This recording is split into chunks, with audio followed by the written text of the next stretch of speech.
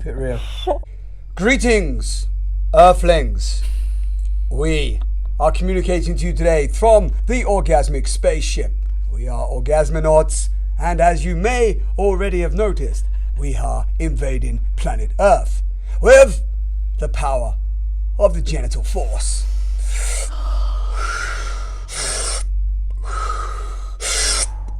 If you've noticed people walking around the street, breathing intensely and vibrating, then they have been taken over by the orgasm. Yes, and maybe by laughter. Laughter and orgasmic energy are very close together, and this little video is introducing a laughter practice into your orgasmic yoga routine. We have quite a story with this because we once attended a retreat where we literally laughed for 3 hours a day for 3 days in a row. Then we cried for 3 hours for 3 days in a row, and then we sat in silence for 3 hours for 3 days in a row. It was a super beautiful, deep and profound experience. And the laughter, in this practice, we start with laughter because the laughter opens the limbic system. It creates, this shaking of the body. It creates this internal loosening up everything that's there, that's stored, that's hidden underneath our conscious sight. And then when we have laughed enough, the tears can come more easily up. The pain, the suffering, the anger, all of these emotions that have been suppressed, they can then rise up through the system. Hopefully. Simon had a very difficult experience. Very difficult. In the laughing. But so much appreciation to the man that introduced us to it, and because after the experience I was able to access my tears, but it took me a long time. And I like to make people laugh, and I love laughing, but to find my real laughter was I had to go through the analytical mind, all the judgments, the expectations, and I had to go really into that space of accessing my tears that were blocked away for a number of reasons, which we don't have to go into in this video. But it was a very beautiful experience because I continued practicing this laughing, and now I've been able to access let's say a deeper well of my tears and allow them to come more freely. For us, laughter is the sound of rebellion and the sound of love. The people that talk about the cosmic joke and that God is actually laughing all the time, they point to that aspect that actually this whole creation is pretty hilarious from a certain standpoint.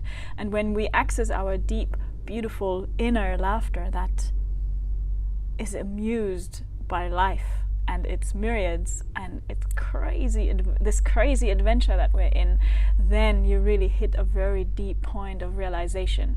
Laughter is also a sound of realization in reality. So we laugh at a joke because we're getting the picture, we're getting the work, and then we laugh at that. So the brain gets it. When you don't get the joke, you're not laughing.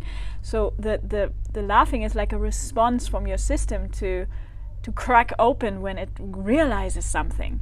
And the same, we can use this mechanism in order to find a deep realization inside of us. 2 other little things is that you can't think and laugh at the same time. So you can just practice that for yourself.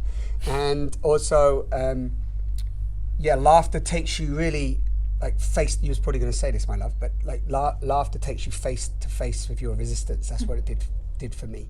Because you cannot think and laugh at the same time, you will very clearly get to hear the voice inside of your head that tells you, why should I laugh? This isn't funny. There's nothing I can laugh about. I cannot laugh. Whatever's coming up, that's the voice of your resistance. And then you cannot laugh, of course. So why I love laughter so much is because it brings this voice so loudly into your consciousness that you cannot ignore it. So we learn to meet this voice of our resistance, and then maybe you can laugh at it. This is what I do in my laughter practice, is laughing at all the thoughts that come up. Really just laugh them away. But it's not, and there's a key difference between laughter yoga and this laughing practice. It's not like ha ha ha ha ha ha ha, and then we're slowly moving we're making the body move like it's laughing, and then we're moving into it. It's more like Like trying to find something that amuses you and go with that little thing, with that little amusement, and try to build it up inside of you slowly, as slow as you need, as fast as you can.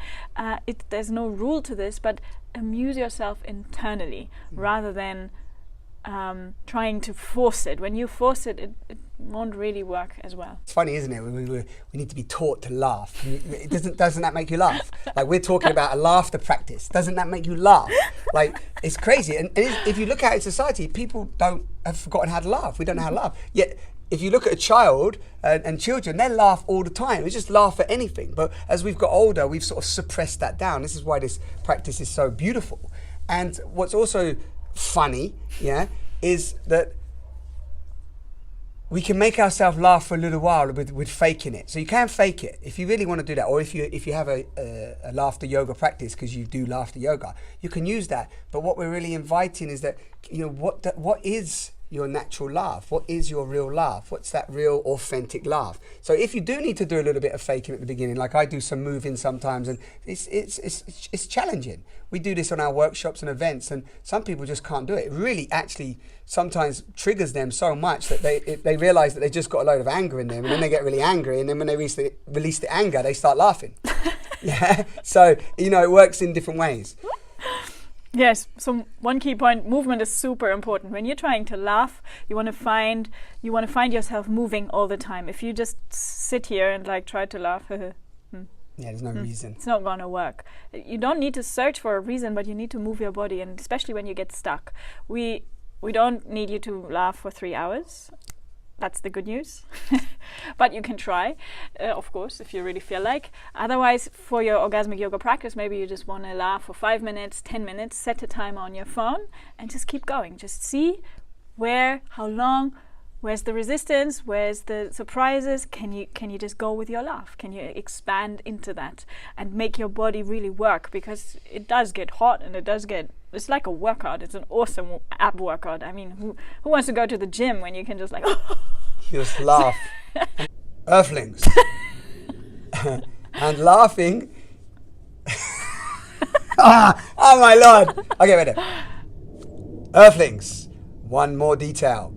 Laughing is orgasmic. It makes you feel good. It releases the beautiful chemicals in your body of serotonin and oxytocin and all the beautiful chemicals that the brain, which is the pharmacy, releases into our body. It feels good. Anybody watching, you like to laugh, yes? We all do. Everyone likes to laugh. So really check in with yourself. When did you last really laugh, belly laugh? Not because you went to a comedy show, or just a real laughter. Like, what tickled you? And this is what you can do. You can go into this practice, and eventually you're not even thinking, and you're just laughing just because you can laugh. Earthlings, this is an orgasmic notification. Please turn up the volume. Prepare yourself for your belly to make funny noises. And this technique for your orgasmic yoga practice works wonders on the limbic system. Laughing. You obviously found that funny. Okay, start again. No, I wasn't laughing at you. I was like, this works wonders for your boobs. I was like, not boobs, limbic system. No, I know, but I was thinking when you're selling something and trying to promote it, it's like, and this works wonders for your boobs.